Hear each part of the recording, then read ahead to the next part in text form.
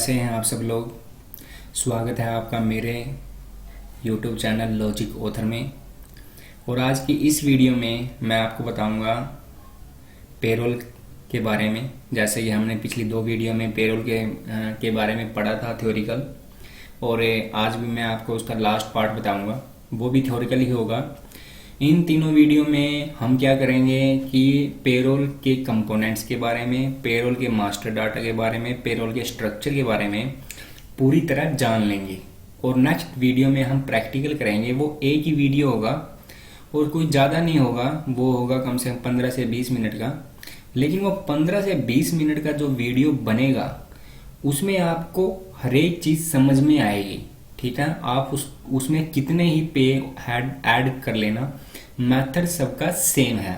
ठीक है, तो इस वीडियो में आगे बढ़ने से पहले जो नए यूज़र हैं जो मेरी वीडियो देख रहे हैं, मैं उनसे रिक्वेस्ट करूंगा प्लीज़ लाइक और शेयर ज़रूर कीजिएगा मेरी वीडियो को अगर आपको पसंद आएगी। और प्लीज़ मेरे चैनल को सब्सक्राइब कीजिएगा, मुझे सपोर्ट कीजिएगा। ठीक है, तो वीडियो में आगे बढ़ते हैं थ्योरिकल में। तो मैंने पिछली वीडियो में आपको बताया था कि आगे की जो वीडियो होगी वो पे हेड इंफॉर्मेशन पे होगी, कि पे हेड में क्या क्या होगा, आप उसको ऐड कैसे करोगे, आप वहाँ पे जो भी डिटेल होगी अर्निंग की, डिडक्शन की, उसको कैसे कैसे किया जाएगा। तो सबसे पहले हम अर्निंग पे बात आते हैं कि अर्निंग को मैंने क्या किया है कि कुछ बेसिक सी चीज़ें उठाई हैं जिससे आपको बिल्कुल अच्छी तरह से समझ में आ जाएगा। तो बेसिक सी चीज़ें में क्या होगा, एक बेसिक सैलरी होगी जो मैंने फर्स्ट पॉइंट लिया। सेकंड पॉइंट एचआरए होगा। थर्ड पॉइंट क्या होगा, डीए होगा। आप इसमें कुछ भी और चीज़ें ऐड कर सकते हो, ठीक है, वो भी मैं आपको बताऊंगा। सिर्फ मेथड ये रहेगा, जैसे मैं बेसिक सैलरी ऐड करूंगा आपको वैसे ही करना है, जैसे एचआरए ऐड करूंगा वैसे ही करना है, जैसे डीए ऐड करूंगा अर्निंग के लिए वो वैसे ही करना है। फिर आती है बात किस पे, डिडक्शन पे। तो डिडक्शन क्या है कि जो हमारी सैलरी से जो भी अगर हमारी सैलरी टैक्सेबल बनती है तो उस पे एम्प्लॉयर की क्या ड्यूटी होती है, एम्प्लॉयर उस पे अमाउंट हमारा डिडक्ट करता है गवर्नमेंट को पे करने के लिए। ठीक है, तो उसके बारे में भी मैं आपको बताऊंगा। पीएफ के बारे में सभी एम्प्लॉयज जानते होंगे।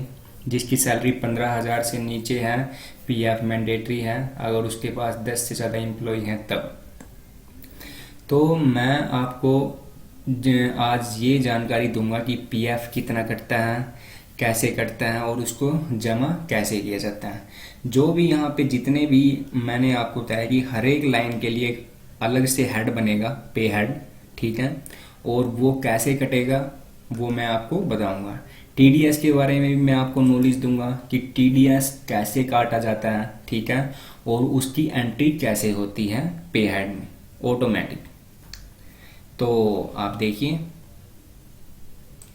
बेसिक सैलरी मैंने आपको बताई कि सभी बेनिफिट्स को हटाकर जो हमारी बेसिक सैलरी बनती है वो हमारी बेसिक सैलरी कहलाती है। समझ लीजिए मेरी बेसिक सैलरी 15,000 है, मुझे 5,000 क्या मिलता है, एचआरए मिल जाता है। वैसे 40% होता है बेसिक सैलरी का, लेकिन 5% मैं मतलब लेट्स सपोज अब हम मान के ले सकते हैं 5,000 मेरे को एचआरए मिल जाता है।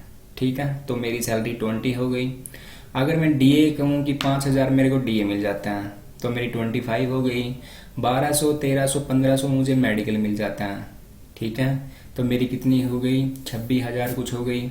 उसके बाद मुझे कन्वेंस अलाउंस मिल सकता है जो, या अदर टैक्सेबल अलाउंस हो गया जो, वो मिल सकता है। तो मेरी बेसिक सैलरी क्या रहेगी, जो मेरे अदर अर्निंग पे हेड हैं उनको हटाकर जो मेरी बेसिक सैलरी है सिर्फ वो। ठीक है, एचआरए मैंने आपको बताया है कि एचआरए किस लिए दिया जाता है एम्प्लॉयज को, उनका जो ये घर का किराया वगैरह देने के लिए वो एम्प्लॉयर को ऐड करना पड़ता है उसकी सैलरी के ब्रेकअप में। तो ये भी एक तरह की अर्निंग होती है। सपोज कीजिए किसी के एम्प्लॉय के पास उसका अपना घर है लेकिन फिर भी उसको एचआरए मिलेगा, क्योंकि वो क्या होता है कि एक एम्प्लॉयर के इंफ्रास्ट्रक्चर में होता है। ठीक है, जो वो स्ट्रक्चर करता है एम्प्लॉयज के लिए, जो मैनेजमेंट बनाता है। डियरनेस अलाउंस क्या होता है? आप डियरनेस अलाउंस को आप लेके चल सकते हो कि एक अलग बेनिफिट, खाने पीने का भत्ता या आप कुछ भी डियरनेस अलाउंस में, ठीक है, बहुत सारी चीज़ें आ जाती हैं इसके अंदर। उसके बाद आप यहाँ पे मेडिकल वगैरह भी ऐड कर सकते हो, या कन्वेंस अलाउंस भी, या अदर टैक्सेबल अलाउंस, ट्रैवलिंग हो गया, ग्रेचुइटी होगी, लोन बोनस, जो मैंने पिछली वीडियो में आपको बताया था। बहुत सारी चीज़ें जो आपको ऐड करनी है ये अर्निंग में, कुछ भी ऐड कर सकते हो आप, ठीक है। तो ये यहाँ पे ऐड हो जाएगा। उसके बाद हम बात करेंगे डिडक्शन की। तो डिडक्शन में सबसे पहले जिसकी सैलरी 15,000 तक है उसके उसके दिमाग में एक चीज़ आएगी, वो आएगी पीएफ, प्रोविडेंट फंड, ठीक है। तो एम्प्लॉय प्रोविडेंट फंड में मैं आपको बताऊंगा कि एम्प्लॉय की सैलरी से 12% कटेगा, ठीक है, जो उसका बेसिक और डीए का ग्रोस होगा। बेसिक और डीए का ग्रोस होना चाहिए और 15,000 तक होना चाहिए। 15,000 से ऊपर अगर आपकी सैलरी है तो नहीं कटेगा, लेकिन अगर किसी एम्प्लॉय का कटता आ रहा है पीएफ तो वो कटवा सकता है। और अगर किसी को नहीं कटवाना है तो उसको एक डिक्लेरेशन देनी पड़ेगी एम्प्लॉयर को कि मेरा पीएफ ना काटे, और एम्प्लॉयर उस डिक्लेरेशन को क्या करेगा, अपने पास रखेगा। इन फ्यूचर उसको कोई भी कंप्लेंट्स आता है पीएफ डिपार्टमेंट की तरफ से, ठीक है। नेक्स्ट ईपीएफ, एम्प्लॉयर, ये क्या होता है? एम्प्लॉयर का कंट्रीब्यूशन होता है, ठीक है। ये भी 15,000 रुपये कटेगा। क्या होता है कि एम्प्लॉय जो पीएफ होता है वो दो पार्ट में जाता है। एक जाता है प्रोविडेंट फंड में, एम्प्लॉय प्रोविडेंट फंड में, और एक जाता है एम्प्लॉय पेंशन स्कीम में। तो एम्प्लॉय जो प्रोविडेंट फंड है उसमें 12% जाता है एम्प्लॉयज का और 3.67% जाता है एम्प्लॉयर का। लेकिन जो एम्प्लॉय पेंशन स्कीम होती है उसमें क्या होता है कि जो एम्प्लॉयर का जो कंट्रीब्यूशन जाता है वो 8.33 जाता है, जो एम्प्लॉयर को देना पड़ता है। लेकिन उसकी जो लिमिट रहेगी, जैसा कि मैंने यहाँ आपको बताया है कि 15,000 तक रहेगी, लेकिन अगर किसी का कटता आ रहा है तो वो आगे भी करता रहेगा, ठीक है। फिर आती है हमारी employ state insurance corporation, ESIC, ठीक है। इसके बारे में सब जानते होंगे। ये एक मेडिकल स्कीम होती है जो एम्प्लॉयज़ को दी जाती है। मैं मानूंगा कि ये एम्प्लॉयर के लिए बहुत ही बेनिफिट होता है, क्योंकि मान लीजिए कोई कंपनी है, उसको क्या अपनी टीम सेल्स में उतारनी है, उसकी सेल्स की टीम होती है। सेल्समैन क्या करता है, दिन रात ट्रैवल करता है और खुदा न खास्ता किसी के साथ कुछ भी हो जाता है, ठीक है, घटना हो जाती है, ये कुछ भी आप लेके चल सको, मैं नहीं चाहता कि ऐसा हो, पर लेकिन उस केस में क्या हो जाता है कि एम्प्लॉयर को क्या हो जाता है, उस ये जो एम्प्लॉय होता है वो इंश्योर्ड हो जाता है उस केस में। तो एम्प्लॉयर के ऊपर भी कोई इसका ज़्यादा फोर्स नहीं पड़ता, ठीक है। कम ही अमाउंट है 3.25 जो एम्प्लॉयर का कंट्रीब्यूशन रहेगा। इसकी जो लिमिट रहेगी 21,000 तक रहेगी, 21,000 से ऊपर ये नहीं कटेगा। जो 0.75 है ये कंट्रीब्यूशन एम्प्लॉयज़ की तरफ से जमा किया जाएगा, और एम्प्लॉयर का जो कंट्रीब्यूशन होगा वो 3.25 होगा, ठीक है। जो लिमिट रहेगी वो सेम रहेगी। तो इस यहाँ तक मैंने आपको बताया कि हमारी जो अर्निंग होती है, बेसिक अर्निंग मैंने आपको लिया है, यहाँ पे एग्जाम्पल लिया है। अर्निंग का मतलब मैं आपको बता दूंगा कि जो एम्प्लॉय द्वारा अर्न किया जाता है, ठीक है। जो डिडक्शन होती है वो एम्प्लॉय से कटती है, और जो कंट्रीब्यूशन होता है वो एम्प्लॉय जमा करता है अपना कंट्रीब्यूशन।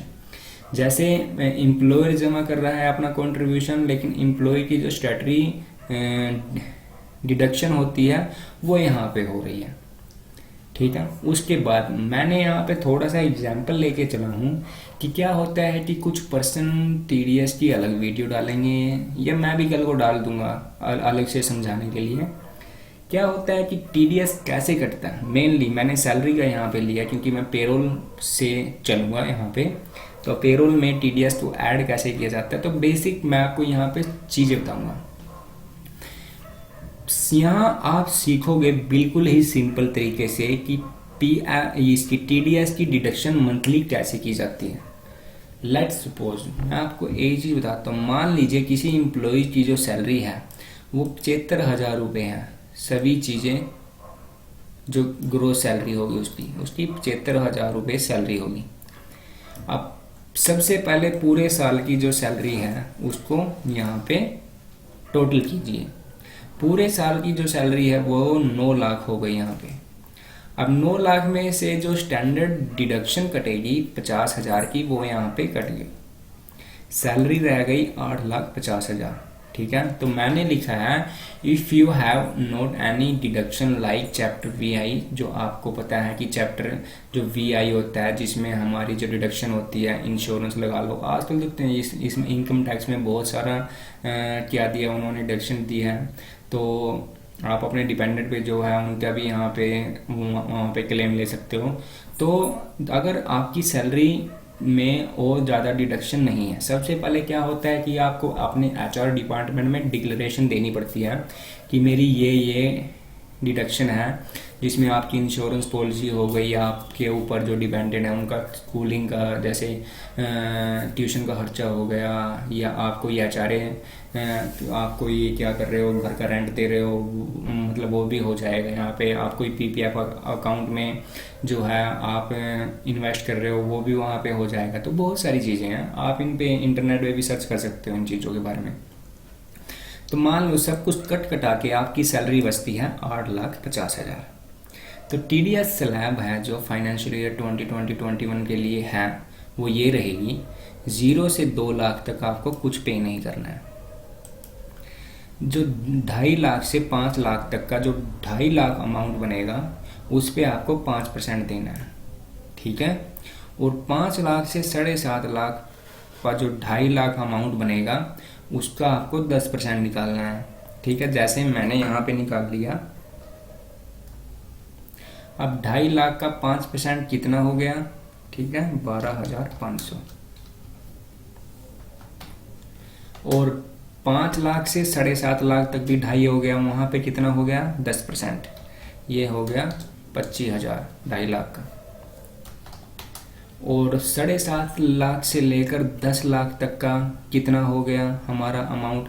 अब देखिए हमारी जो डिडक्शन है वो है 7.5 से लेकर 10 लाख के बीच में, यानी कि 7.5 से लेकर और 8.5 तक रुपया बनता है 1 लाख। अब 1 लाख का 15% कितना हो गया 15,000। ठीक है, तो टोटल जो TDS बना वो कितना बना 25 और 15 40, 10 50 और 52,500। ठीक है, तो टोटल जो TDS है यहाँ पे कितना बना 52,500। तो 52,500 को आप क्या करोगे, डिवाइड करोगे 12 से। ठीक है, तो यहाँ पे कितना आएगा, आप इसको कैलकुलेट यहाँ पे कर लीजिए। तो 52,500 को अगर हम डिवाइड करेंगे किससे 12 से, तो बनेगा 4,375। तो 4,375 आपको क्या करेगा, मंथली TDS काटना पड़ेगा। ठीक है, और मंथली TDS काट के उसका क्या करना पड़ेगा, उसको जमा करना पड़ेगा। तो आज के इस वीडियो में देखिए मैंने आपको अर्निंग के बारे में बताया कि पे हेड की जो अर्निंग होती है उस पर क्या क्या इन्फॉर्मेशन होती है, EPF और ESIC कैसे कैलकुलेट किया जाता है। ठीक है, किस चीज़ की डिडक्शन होती है और कौन कौन कंट्रीब्यूशन जमा करता है, उसकी लिमिट्स क्या होती हैं। और एक मैंने बताया आपको TDS कैसे कैलकुलेट किया जाता है मंथली, और उसको कैसे कॉन्फ़िगर किया जाता है। तो नेक्स्ट वीडियो होगी हमारी पेरोल के ऊपर। पेरोल के ऊपर मीन्स हम प्रैक्टिकल करेंगे। प्रैक्टिकल करने की सिर्फ जो वीडियो होगी वो बहुत ही शॉर्ट वीडियो होगी, और उसमें जो समझाया जाएगा वो इन तीनों वीडियो पे डिपेंड करेगा कि आपने इन तीनों वीडियो को कितनी अच्छी तरीके से देखा है। अगर आप इन तीनों वीडियो को बहुत ही अच्छी तरीके से देखोगे तो आपको इस कल वाली वीडियो बहुत ही अच्छे तरीके से समझ में आएगी, बिल्कुल भी नहीं भूलोगे आप। ठीक है, तो आज की वीडियो में बस इतना ही। आई होप आपको ये वीडियो भी बहुत अच्छी लगी होगी, और अगर आपको अच्छी लगी है तो लाइक और शेयर जरूर कर दीजिएगा, और अगर अच्छी नहीं भी लगी है तब भी लाइक और शेयर जरूर कीजिएगा मुझे सपोर्ट करने के लिए। और प्लीज़ मेरे चैनल को सब्सक्राइब कीजिएगा